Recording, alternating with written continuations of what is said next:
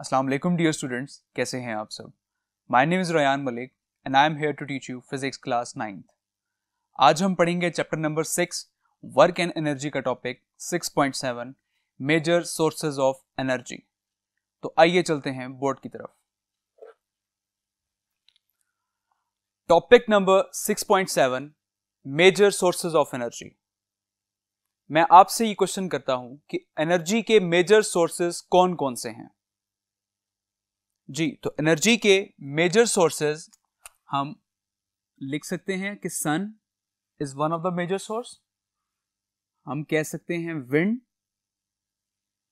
हवा, और हम कह सकते हैं वाटर पावर एक्सेट्रा। मींस कि और भी बहुत सी मेजर सोर्सेज हैं, लेकिन हम ये तीन डिस्कस कर रहे हैं फिलहाल कि सन, विंड एंड वाटर पावर ये वो मेजर सोर्सेज हैं जिनसे मजीद आप और बहुत सी एनर्जीज फॉर्म कर सकते हैं। आप बहुत सी और एनर्जीज जो हैं वो आप इन तीन से आप प्रोड्यूस कर सकते हैं। लाइक हम सूरज की रोशनी को हम इस्तेमाल करके हम as a solar energy produce करते हैं, ठीक है। जैसे हम सोलर एनर्जी से फिर हम इलेक्ट्रिकल एनर्जी प्रोड्यूस करते हैं। सेम ऐसे ही विंड से हम विंड मिल्स लगाई जाती हैं जिनसे विंड्स की हवा की वजह से वहां से भी हम इलेक्ट्रिकल एनर्जी प्रोड्यूस करते हैं, ठीक है। तो हम इन मेजर सोर्सेज को इस्तेमाल करके हम मजीद और बहुत सी एनर्जीज जो हैं वो प्रोड्यूस कर सकते हैं, ठीक है। अब हम कुछ सोर्सेज डिस्कस करते हैं। One of them that is fossil fuel. Fossil fuel कौन कौन से होते हैं? That is coal, oil and gas, ठीक है। अब इन फॉसिल फ्यूल को इस्तेमाल करके आप अपने घरों को गर्म कर सकते हैं, आप इंडस्ट्रीज रन कर सकते हैं, और आप ट्रांसपोर्ट में भी इनको आप इस्तेमाल कर सकते हैं, ठीक है। जैसा कि मैंने बात की कि हम घरों को गर्म कर सकते हैं कैसे, जैसे कि हम फॉर एग्जांपल कि कोयला जो है अगर हम उसको हम कहीं पे भी जला दें तो ऑब्वियसली उसकी जो हीट एनर्जी बाहर निकलेगी वो वहाँ के सराउंडिंग एनवायरनमेंट्स को वो गर्म कर देगी, ठीक है। तो हम अपने घरों को गर्म कर सकते हैं। Run industry. इंडस्ट्री मीन कि आप किसी इंडस्ट्री में आपको वहाँ पर जलाने के लिए कोई भी बर्निंग मटेरियल चाहिए, तो आप इन तीनों में से कोई भी एज अ बर्निंग मटेरियल जो है वो आप यूज कर सकते हैं। Last one is transport. आप ट्रांसपोर्ट में कैसे इस्तेमाल करते हैं? लाइक आपके जो व्हीकल्स हैं उनमें हम पेट्रोल यूज करते हैं, ठीक है। तो पेट्रोल जो है दैट इज ऑयल, ठीक है, जो हम ऑयल यूज कर रहे हैं, और वो भी that is one of the fossil fuel जिसको इस्तेमाल करके हम अपनी व्हीकल्स को रन कर सकते हैं, ठीक है। तो इस तरह से इन फॉसिल फ्यूल को इस्तेमाल करके आप ये फर्दर जो है वो काम सारे कर सकते हैं, ठीक है। अब अगर हम बात करें कि ये फॉसिल फ्यूल हैं क्या, तो ये फॉसिल फ्यूल बेसिकली हाइड्रोकार्बन से मिलकर बने होते हैं, ठीक है। बेसिकली ये हाइड्रोकार्बन से मिलकर बने होते हैं। And what is hydrocarbon? Hydrocarbon is a compound of hydrogen and carbon, ठीक है। Hydro means hydrogen and carbon means carbon, ठीक है। तो इन दोनों को मिला के हम एक वर्ड बनाते हैं दैट इज हाइड्रोकार्बन, ठीक है। अब होता क्या है कि जब आप इन फॉसिल फ्यूल्स मींस के जब आप इन हाइड्रोकार्बन्स को बर्न करने जा रहे होते हैं, तो ये हमेशा तब बर्न होते हैं जब आप इनको in the presence of air आप इनको बर्न करें। अदरवाइज अगर एयर वहां पर नहीं है तो वो बर्न नहीं हो सकते, ठीक है। तो इसी तरह जब आप एयर की प्रेजेंस में आप जब इसको बर्न करते हैं तो क्या होता है कि हाइड्रोजन जो है वो एयर से ऑक्सीजन लेकर और वो बना देता है हाइड्रो ऑक्साइड, ठीक है। हाइड्रोजन जो है वो एयर से ऑक्सीजन लेकर and it becomes hydro oxide, ठीक है, जिसको आप वाटर भी कहते हैं, ठीक है। अगर मैं इसका फॉर्मूला लिखूं तो that is H2O, hydrogen plus oxygen, it becomes hydro oxide, जिसको हम वाटर भी कहते हैं। अब जो कार्बन है, कार्बन को जब हम बर्न कर रहे होते हैं तो कार्बन जो है वो हवा से ऑक्सीजन लेकर और वो बना देता है कार्बन डाइऑक्साइड, ठीक है। कार्बन जो है वो हवा से ऑक्सीजन लेकर और वो बना देता है कार्बन डाइऑक्साइड, ओके। तो अब आपको यहाँ पे अंडरस्टैंड हो गया होगा। अब हम एक ओवरऑल रिएक्शन डिस्कस करते हैं। लाइक हाइड्रोकार्बन्स मीन कि वो जो फॉसिल फ्यूल जो आप बर्न करने जा रहे हैं in the presence of air, air means कि हम ऑक्सीजन की प्रेजेंस में बर्न कर रहे हैं। जब आप इनको बर्न करेंगे तो हाइड्रो जो है यहां से ऑक्सीजन लेगा और वो बना देगा वाटर। कार्बन जो है वो यहां से ऑक्सीजन लेगा और वो बना देगा कार्बन डाइऑक्साइड। अब यहां पर हमने ये डिस्कस कर लिया कि वो दो नेक्स्ट जो चीज़ें हैं वो फॉर्म हो रही हैं, लेकिन उसके साथ क्या हो रहा है, बेसिकली हीट इवॉल्व हो रही है, ठीक है। तो that is our major thing कि जब आप फॉसिल फ्यूल को बर्न करते हैं तो उसको बर्न करने से वहां पर हीट इवॉल्व होती है, जिस हीट को आप फर्दर बहुत से कामों में इस्तेमाल कर सकते हैं, जब हम डिस्कस कर चुके हैं। That is heat over houses, आप रन इंडस्ट्रीज एंड ट्रांसपोर्ट, आप इन सब चीज़ों में उस हीट को जो है वो फर्दर इस्तेमाल कर सकते हैं। अब इन फॉसिल फ्यूल के कुछ मेजर पॉइंट डिस्कस करते हैं और अब चलते हैं नेक्स्ट बोर्ड की तरफ। तो फर्स्ट पॉइंट है नॉन रिन्यूएबल रिसोर्सेज। ऐसे रिसोर्सेज जिनको आप एक बार इस्तेमाल करने के बाद दोबारा इस्तेमाल ना कर सकें, उन्हें हम कहते हैं नॉन रिन्यूएबल रिसोर्सेज, ठीक है। जैसे कि अभी हमने डिस्कस किया कि फॉसिल फ्यूल कौन कौन से थे, ऑयल, गैस एंड कोल, ठीक है। अगर आप इनको इस्तेमाल कर लें तो आप एक बार इस्तेमाल करने के बाद इनको आप दोबारा इस्तेमाल नहीं कर सकते। अगर हम कोयले की बात करें तो कोयला अगर एक बार जल गया है तो दोबारा यूज नहीं हो सकता, ठीक है। दैट्स वाई इन्हें हम कहते हैं कि ये नॉन रिन्यूएबल रिसोर्सेज हैं, ठीक है। Now the next thing is rate of usage. As you all know कि इन फॉसिल फ्यूल को बनने में मिलियंस ऑफ ईयर्स लग जाते हैं, ठीक है। तो अब ये चीज फॉर्म हो रही है मिलियन ऑफ ईयर्स में, लेकिन हम किस तरह से इसको इस्तेमाल कर रहे हैं कि लेट्स सपोज अगर हम कोई कोयले की बात करें तो कोयला भी बनने में काफी टाइम लगता है, लेकिन उसको हम फौरन से इस्तेमाल कर लेते हैं। दैट्स मीन कि हमारा जो रेट ऑफ यूजेज है वो काफी फास्ट है एज कंपेयर टू जो आपका चीज प्रोड्यूस हो रही है उससे अगर हम कंपेयर करें तो हमारा रेट ऑफ यूजेज जो है वो बहुत ज्यादा है, ठीक है।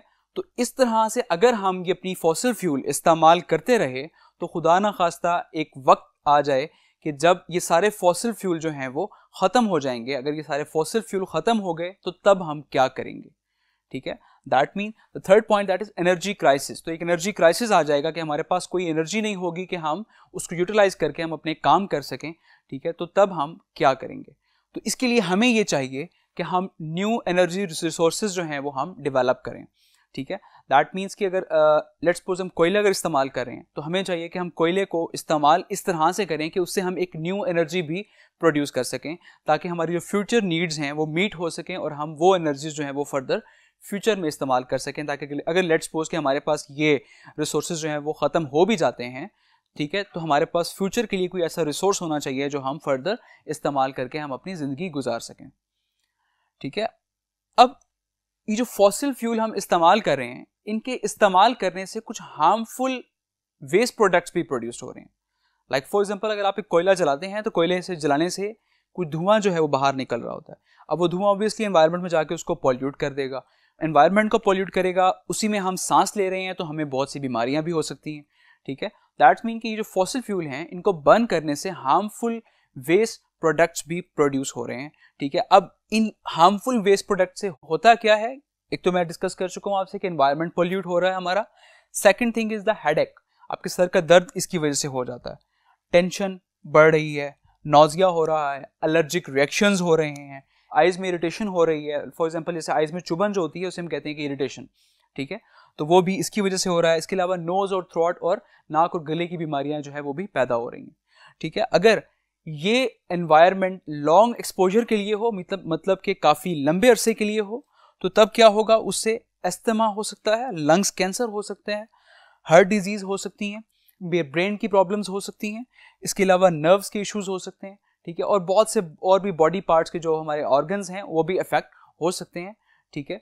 तो अब मीन्स कि लॉन्ग एक्सपोजर जो है वो हमारे लिए कितना ज़्यादा डेंजरस है कि उनसे कितनी सीवियर जो है वो डिजीजेस जो हैं वो कॉज हो सकती हैं।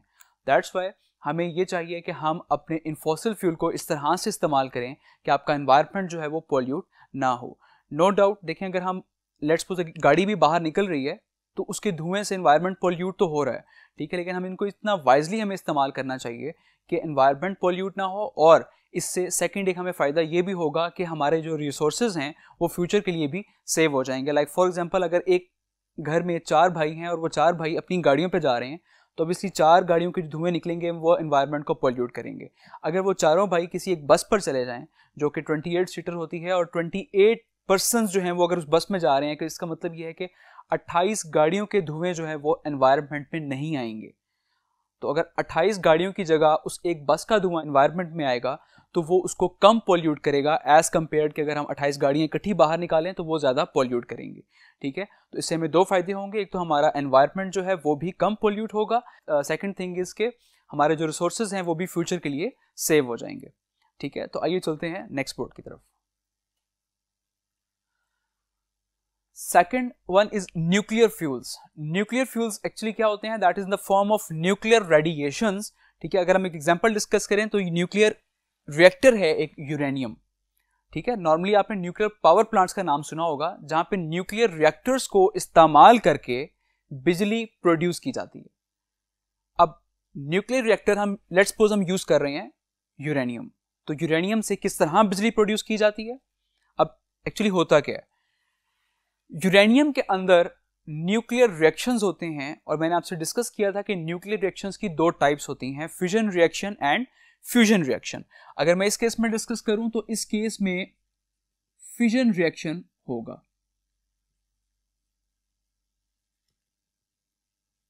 फ्यूजन रिएक्शन क्या होता है, जिसमें बड़ी चीज टूट कर छोटे हिस्सों में डिवाइड होती है। अब इसी तरह से जो यूरेनियम एक न्यूक्लियर रिएक्टर है वो भी उसके अंदर रिएक्शंस हो रहे हैं और उस रिएक्शंस की वजह से वो टूट कर छोटे हिस्सों में डिवाइड होगी, स्मॉल पार्टिकल्स में डिवाइड होगी, लेकिन इसके रिजल्ट में क्या होगा कि एक लार्ज अमाउंट ऑफ हीट जो है वो इवॉल्व होगी और उस हीट से आप फर्दर इलेक्ट्रिसिटी जो है वो प्रोड्यूस कर सकते हैं।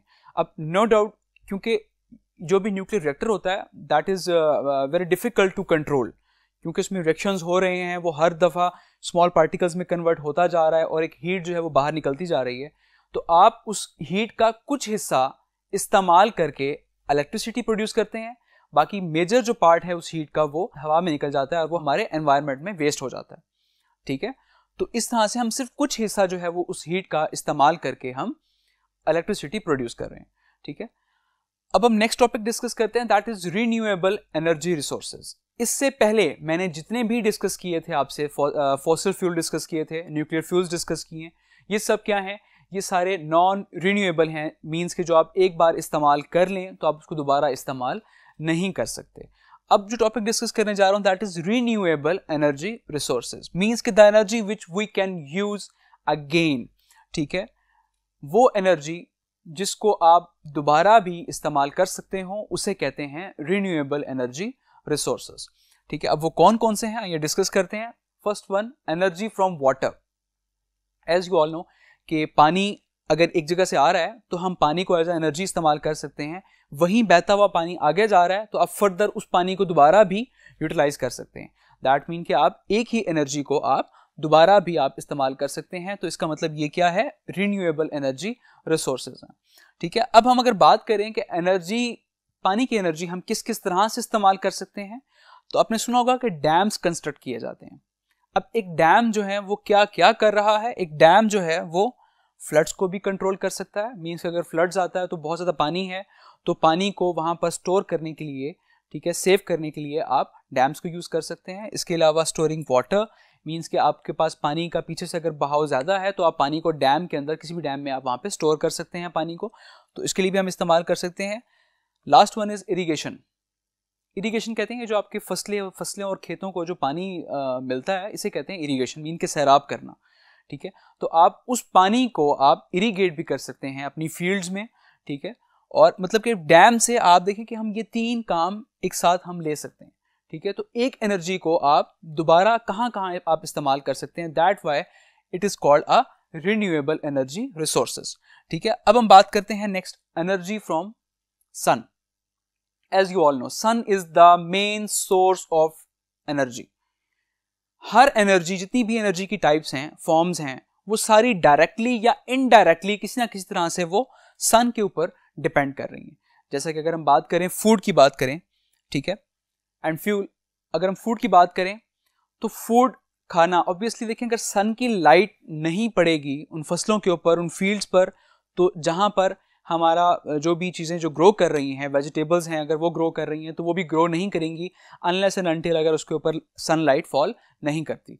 ठीक है, तो दैट मीन्स कि वो भी डिपेंड किस पे कर रहे हैं, सन पे डिपेंड कर रहे हैं। तो almost all the types of energy, all the forms of energy, that all depends directly और इनडायरेक्टली ऑन सन। ठीक है, अच्छा, अब सन की जो एनर्जी है उसको हम कहते हैं solar energy. Here, fraction of solar energy is sufficient to fulfill the needs. Mean कि वो जो सोलर एनर्जी है, अगर हम उसका एक स्मॉल पार्ट भी अगर हम इस्तेमाल करें तो वो भी हमारे लिए इनफ है कि हम हमारी ज़रूरियात को पूरा कर सके। तो अब आप सोच सकते हैं कि सनलाइट जो है वो कितनी वास्ट है। ठीक है, मतलब एक सूरज जब निकलता है तो हर जगह रोशनी फैल जाती है।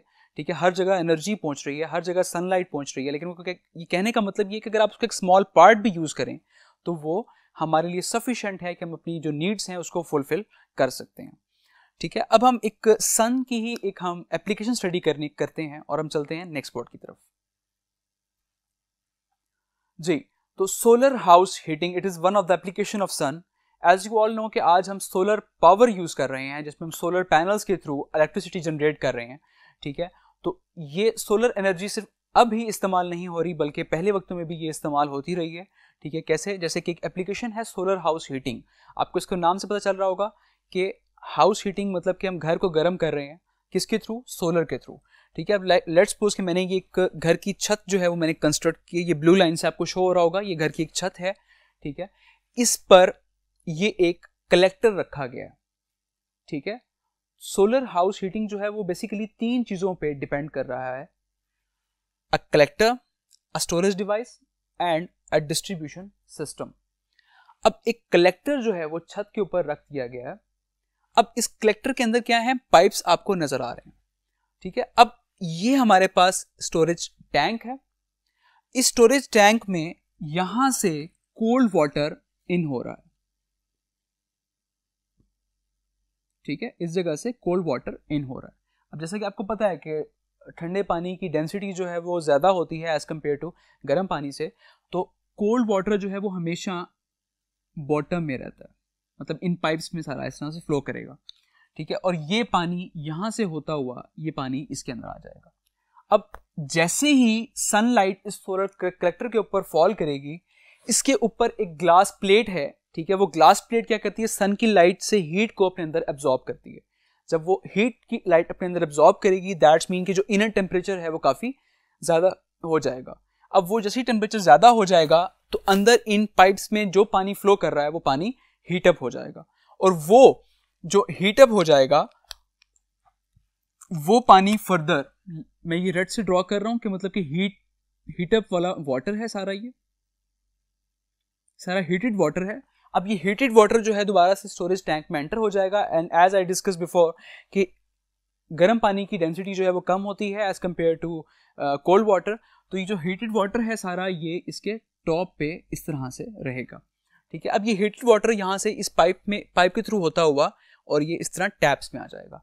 अब ये जो पाइप है अगर आप इनकी डिजाइनिंग देखें तो बिल्कुल छत के साथ पाइप्स जो हैं वो अटैच हुए हुए हैं। जब ये गर्म पानी इन पाइप्स में फ्लो करेगा इस तरह से आपका जो इनर एनवायरनमेंट है सारा वो गर्म हो जाएगा। ठीक है, और इसके अलावा आपके टैप्स में भी गर्म पानी आ जाएगा, और आप उन गर्म पानी से क्या क्या कर सकते हैं? आप कुकिंग कर सकते हैं, आप वॉशिंग कर सकते हैं, इसके अलावा आप बिल्डिंग्स को गर्म कर सकते हैं। ठीक है, अब वॉशिंग में आप इवन के अपने आप बर्तन जो है वो भी धो सकते हैं, आप इवन के अपने आप कपड़े भी धो सकते हैं। ठीक है, तो आप इस गर्म पानी से आप इस कहाँ यूटिलाइज कर रहे हैं? इन सब चीज़ों में आप एक गर्म पानी को आप यूटिलाइज कर रहे हैं। तो ये एक सोलर हाउस हीटिंग एक एप्लीकेशन है एनर्जी फ्रॉम सन की, कि आप सन की एनर्जी को किस किस तरह से आप यूटिलाइज कर रहे हैं। आई होप आपको लेक्चर समझ आ गया होगा। नेक्स्ट जितनी भी एप्लीकेशंस हैं, नेक्स्ट जितने भी एनर्जी रिसोर्सेज हैं वो हम फर्दर डिस्कस करेंगे नेक्स्ट लेक्चर में। तब तक के लिए टेक केयर, अल्लाह हाफिज़।